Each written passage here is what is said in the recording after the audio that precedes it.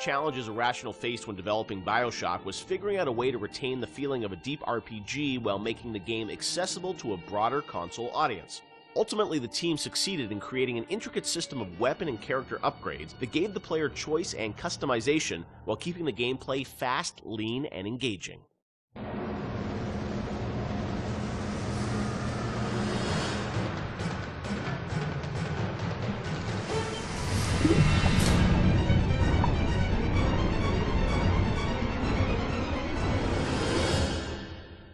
One of the hallmarks of BioShock, to me at least, was that it really blended RPG and sort of first-person action game together in a way that, is sort of standard today, but a decade ago was really pretty revolutionary. And I know for the team, I think at some point it became clear that you wanted this to work on consoles, not on PC, right? Well, both, yeah. Yeah. But so the idea of, doing a console game and a PC game, and doing something that sort of felt like a shooter but had much more depth. And I know in some of the early design docs you talked about sort of creating an FPS plus versus an RPG light. What was the difference in your mind between those two? I think for us is the big difference between System Shock and BioShock ended up being that System Shock was more about your character growth and BioShock was more about the environment. Because with System Shock, we really didn't have System Shock 2. We didn't really have either the art team to make enough assets or the visual power to sort of make a really convincing environment. But as we started working on BioShock, the art team was so strong that the ability to tell a story within the environment became the most important thing about the game. And that was sort of not something we thought right at the beginning. That was not really a concept we had. But as we started building things, we could realize that the visual world was the star of this thing. That Rapture was really the star of this thing. And telling the story outside of cutscenes, telling it in the world, so the gamer could discover the story rather than us telling him the story, telling him or her the story. And it was still very much, for the time, I think for the time, quite different than what you had seen in terms of there wasn't a lot of growth in shooters. So It was still, I think, for the time, very, very revolutionary. But I think System Shock 2 was even more ahead of its time in terms of that growth thing, because we defocused a little bit. Primarily, part of it was just figuring out how to do that all on a console controller was very tricky.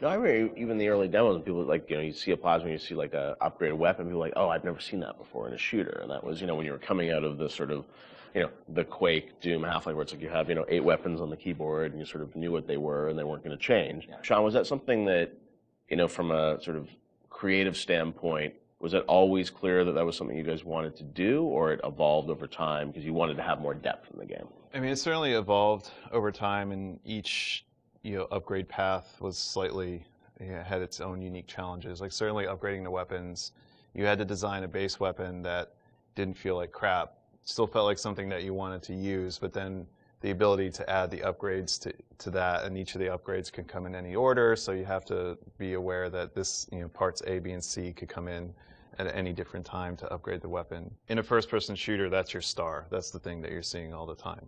When it comes to other things, plasmids, things that are, Tonics. Tonics, yes, sorry. It's been a while. Come on, Sean. I know, it's 10 years.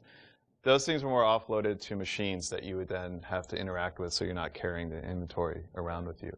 But each of these decisions on how we're going to upgrade the player, it wasn't like a mouse and keyboard. Okay, we can just use the mouse, and you have all these buttons at your disposal. You could arbitrarily point at a part of the screen really easily, which you could do in System Shock too. Yeah, so we certainly learned trial by fire when we were trying to adapt these things to the console at the time. Yeah, and like having different ammo types and stuff like that. Like we went through numerous iterations of the interface to make it. Like we had the first times we sort of put the interface into play. It was very obtuse and very tricky to get your head around, and we just kept working on it and working on it and working on it because you want to feel like second nature. But we spent a lot of time on that.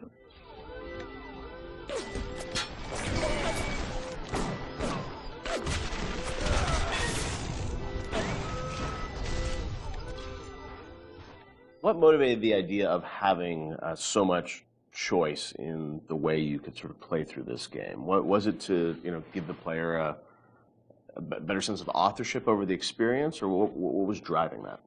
I've always liked the idea of giving the player a lot of agency in terms of their play style and experimenting with the play style and trying different things and seeing what worked and didn't work and interacting with the environment. The notion that it's sort of a playground that you get to play around with and imprint your own desire on was great, because I think we were more skeptical about being able to do that with story at the time. In fact, so much to the point where that become almost like a joke. You know, that becomes the meta joke of the game of how little agency you have in your story. But agency in terms of how you play the experience and how you load out your weapons and how you interact with the environment, as compared to most shooters at the time, where basically like you can shoot them with the shotgun or shoot them with the the pistol. That was really important to us. So we spent a lot of time trying to make the world react in a way that you would expect and hope it to react when you tried something. Right. And some of those system or decisions we made about systems fed back into the narrative, like locking Adam behind Big Daddy and the little sister. Like, you can't get Adam unless you deal with the Big Daddy, which then becomes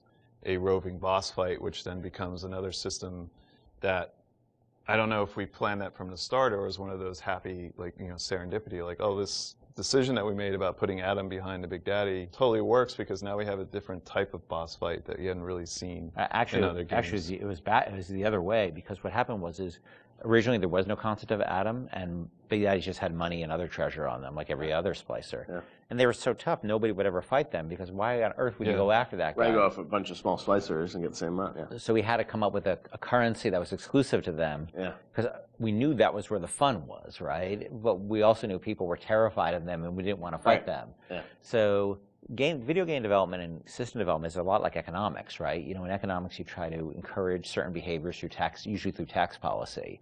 Well, you want business growth, so you lower taxes on certain segments of the business economy, or you want to encourage, people to move into this area, so you make incentives to move in here.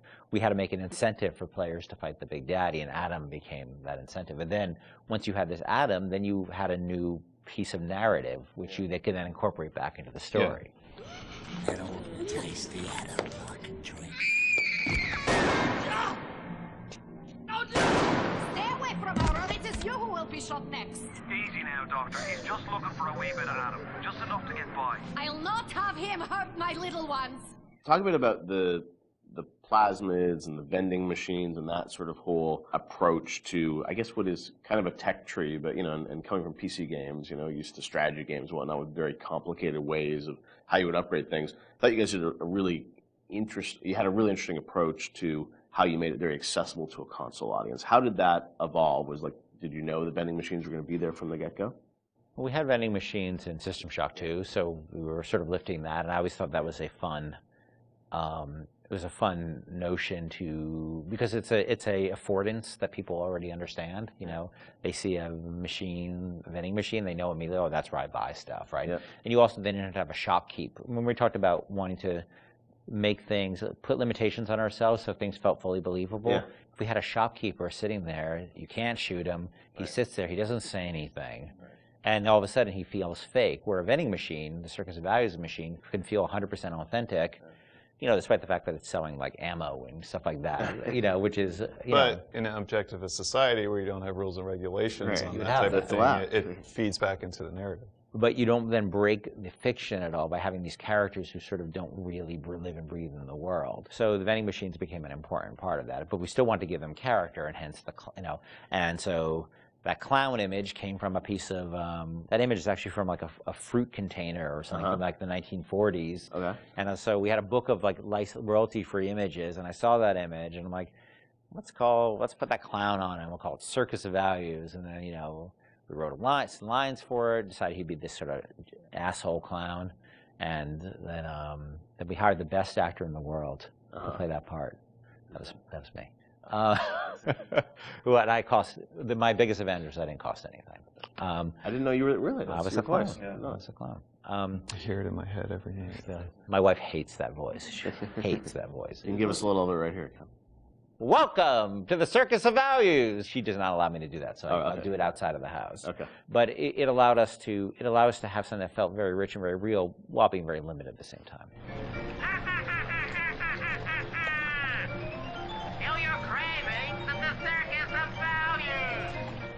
And also, the plasmids and sort of the motif of sort of the videos and how you explain sort of what a plasmid was. That was a really fun way, I thought, to sort of explain that. Sean, how did you guys evolve that? Because it was a very artistic approach.